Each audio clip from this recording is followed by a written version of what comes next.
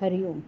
आज शनिवार 21 सप्टेंबर 2024, भाद्रपद संकष्ट चतुर्थी. सद्गुरू ब्रह्मचैतन्य गोंदवलेकर महाराज यांच्या प्रवचनाचा आजचा हा भाग. अंतरंग ओळखायला स्वतःपासून सुरुवात करावी. ऐकूया. दुसऱ्याच्या मनातलं ओळखणं ही फार मोठी विद्या नाही. ज्याच्या मनातलं ओळखायचं आहे त्याच्या मनाशी आपलं मन एकरूप झालं की आपल्याला कळायला लागतं. पण अंतःकरण शुद्ध असेल तरच हे साधेल. हे साधण्याच्या काही क्रिया असतात आणि त्या क्रिया चालू असतात तोपर्यंत ती शक्ती राहते. त्या क्रिया बंद झाल्या की ते नाहीशी होते. जो मनुष्य या शक्तीचा बाजार मांडतो त्याच्याजवळ भगवंताची कृपा असेलच असे मात्र नाही. आणि ती नाही म्हणजे काहीच नाही.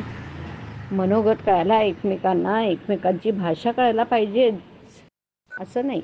समजा तेलंगणातला एक भिकारी आपल्या दारी भीक मागायला आला आणि तो एक तेलंगी गाणं म्हणू लागला तर त्या गाण्याचा अर्थ आपल्याला मुळीच कळत नाही की नाही. पण हा भीक मागतो आहे हा पण ओळखतो. त्याचप्रमाणे मनोगताचा भावार्थ कळतो. प्रत्यक्ष वाक्याचा अर्थ कळला नाही तरी हरकत नसते. ऐकणारा खऱ्या उत्सुकतेने आला असेल तर सांगणाऱ्याचा भावार्थ त्याला आपोआप कळेल. पण ऐकणारा तसा आला नसेल तर सांगणाऱ्याने स्पष्ट सांगून सुद्धा त्याला कळायचं नाही.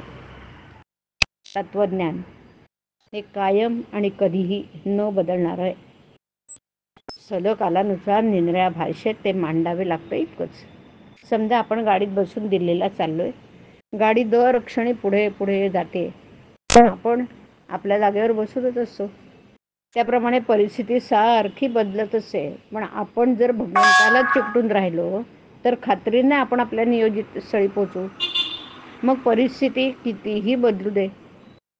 देहात आल्यावर आपले ज्याच्याशी जे जे कर्तव्य आहे ते बरोबर करणं हे रामचरित्राचं सार आहे.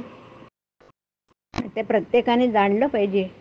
रामासमोर जाऊन मी अमुक करीत आहे असं त्याला सांगावं आणि आपल्या कार्याला लागावं. भगवंताला स्मरून काम करीत असताना जे योग्य दिसेल ते त्याच्याच इच्छेने आहे असं समजून काम करावं. जो असं करील त्याला समाधान झालंच पाहिजे. भगवत कृपेने मी सर्व कृत्य करतो म्हटले म्हणजे अभिमान कशाला वाढेल. अंतरंग ओळखायला स्वतःपासून सुरुवात करावी.